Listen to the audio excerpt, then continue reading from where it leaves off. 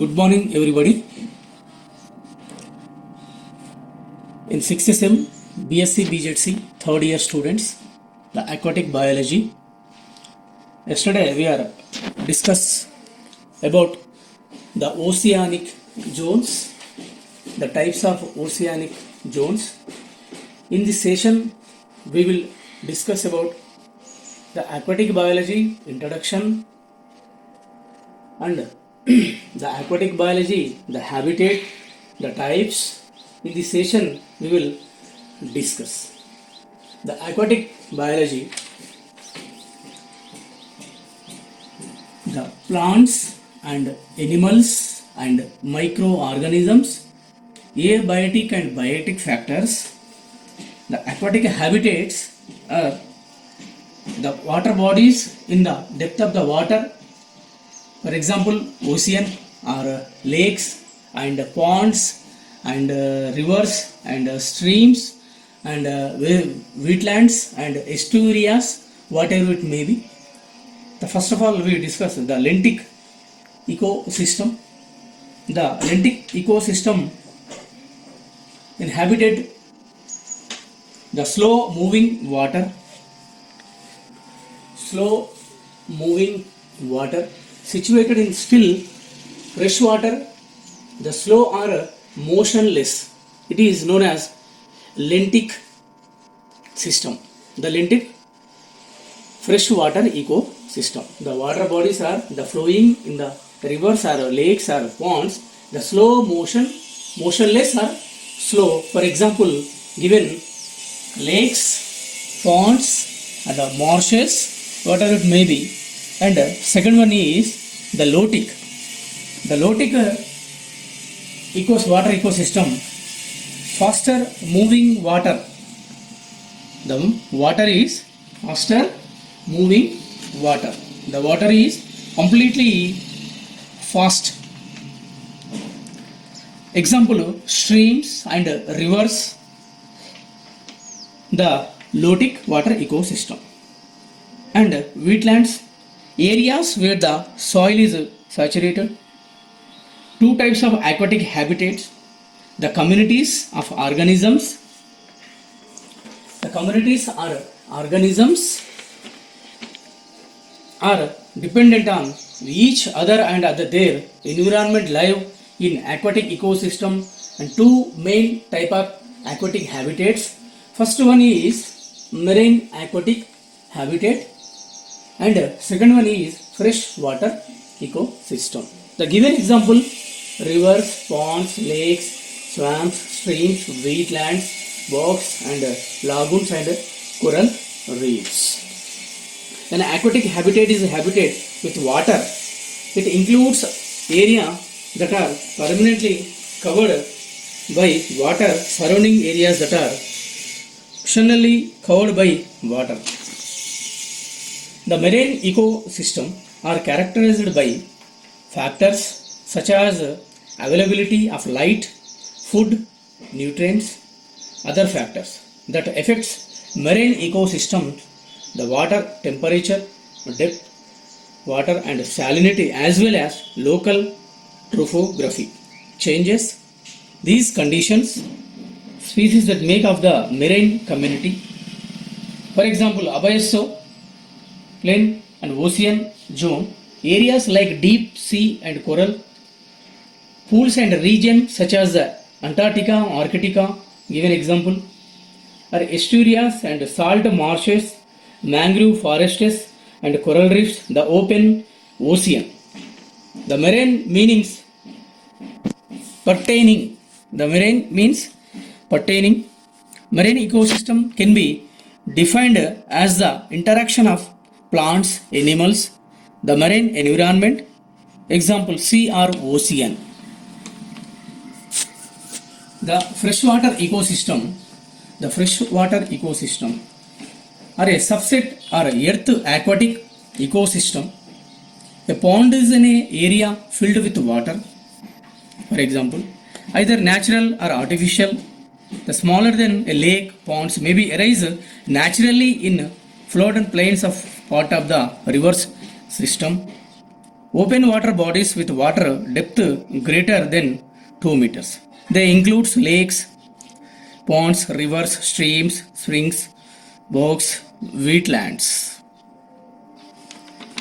That's why in this session we will discuss the aquatic biology, the lentic and lotic, and habitat, the marine aquatic habitat and freshwater ecosystem. ఇక్కడ జలచర జీవ మండలాలలో ఈయన తీసుకున్నట్లయితే మనకి సాధారణంగా ఈ యొక్క భూమండలం పైన మనకు వచ్చేసి 100% అంటే 100% నీరు అనేటువంటిది ఏర్పడి ఉందని చెప్పుకోవచ్చు అన్నట్టు. సాధారణంగా భూభాగంలో అంతా కూడా మనకి ఏముంటుంది, నీరు అనేటువంటిది ఉంటుంది. అందులో 75% అనేటువంటిది నీరు అనేటువంటిది ఉంటుంది. మిగతాది 25% అనేటువంటిది మనకి సంపద, అటవీ సంపద అంటే సహజ వనరులు అనేటువంటివి మన చుట్టూ ఉన్న ప్రాంతంలో కనిపిస్తూ ఉంటుంది మనకి. అందులో ఎక్కువ భాగము నీరు అనేటువంటిది ఉంది కాబట్టి మానవునికి, పరిసరాల్లో కానీ, జంతువులకి, మొక్కలకి, ప్రతి జీవికి నీరు అనేటువంటిది ప్రాణాధారంగా మనం చెప్పుకోవడం అనేటువంటిది జరుగుతుంది.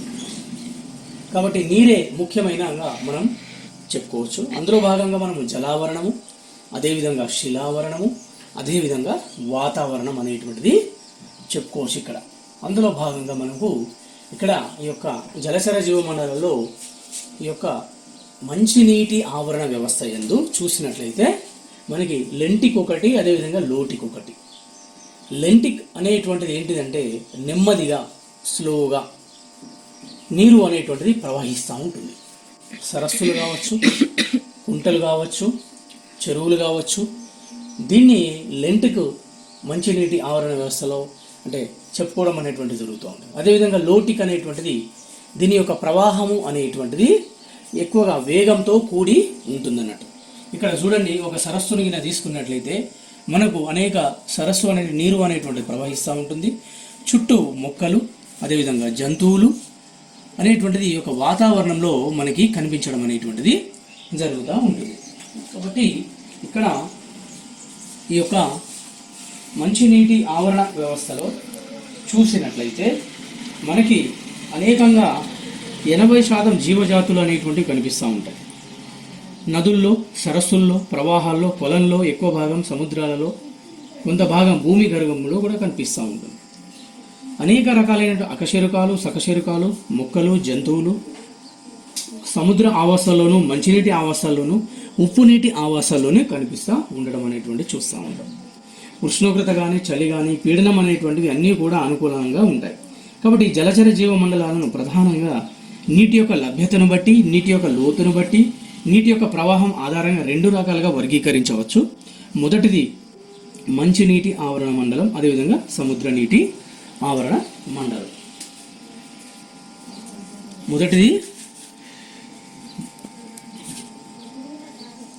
మంచినీటి ఆవరణ మండలం, రెండవది సముద్ర నీటి ఆవరణ మండలం.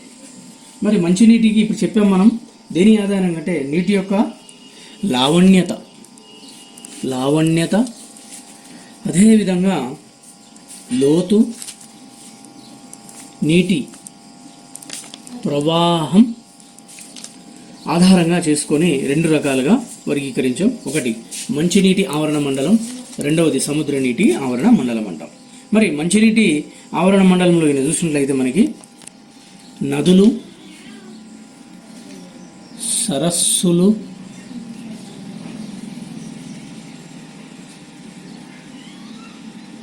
కొలనులు,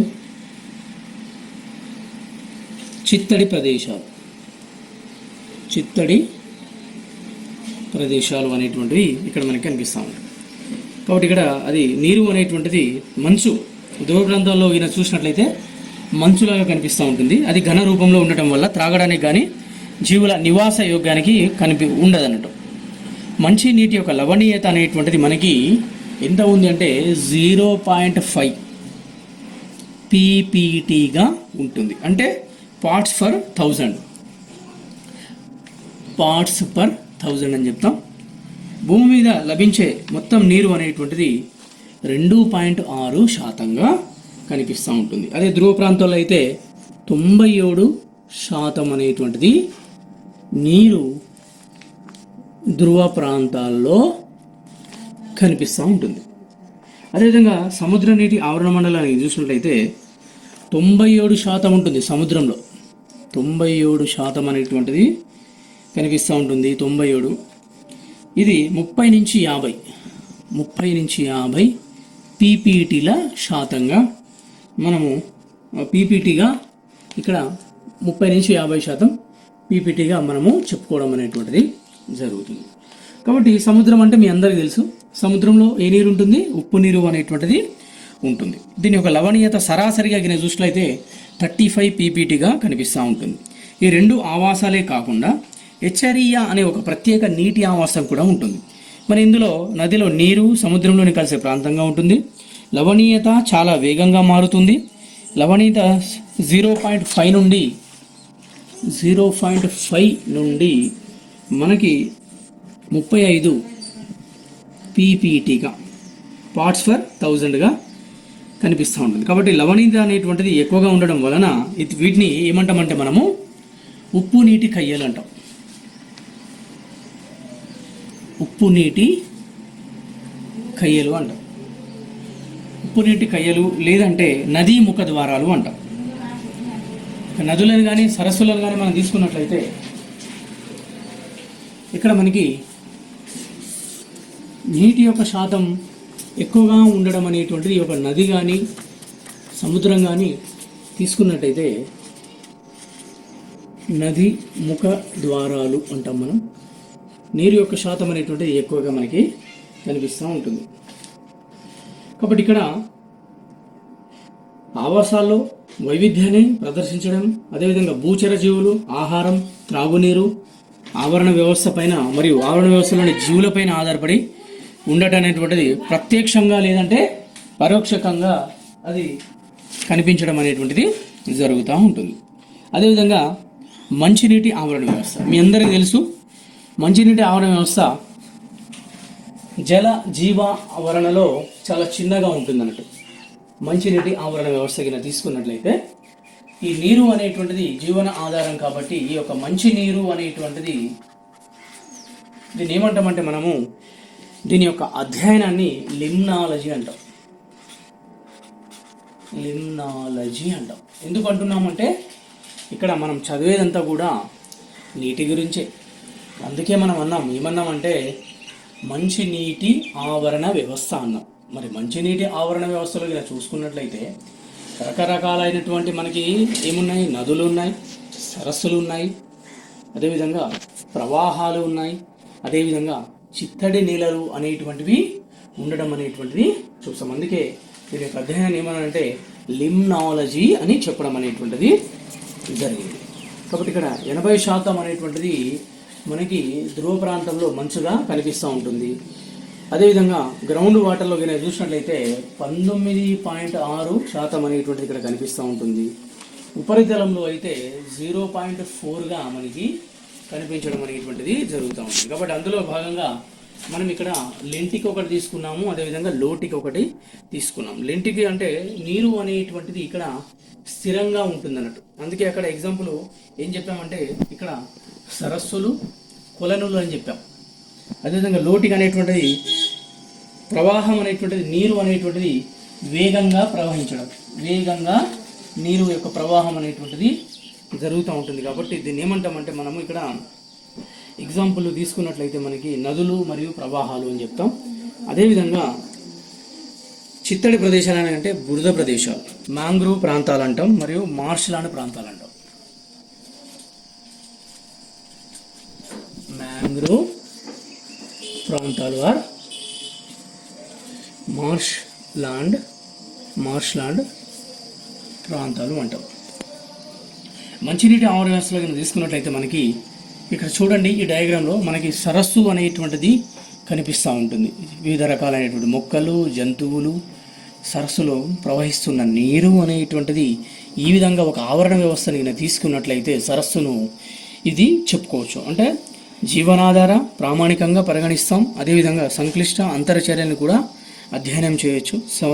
సరస్సులు సముద్ర తీర ప్రాంతానికి దూరంగా ఉన్న చుట్టూ భూమి ఉండి పెద్ద స్థిర జల ప్రాంతాలుగా నిశ్చలమై నీటిని కలిగి ఉంటాయి. ఎక్కువగా సంవత్సరం అంతా నీరు అనేటువంటిది ప్రవహిస్తూ ఉంటుంది. కాంతి, తీవ్రత, ఉష్ణోగ్రత పీడన విధంగా ఇది కాంతిని బట్టి, తీవ్రతను బట్టి, అదేవిధంగా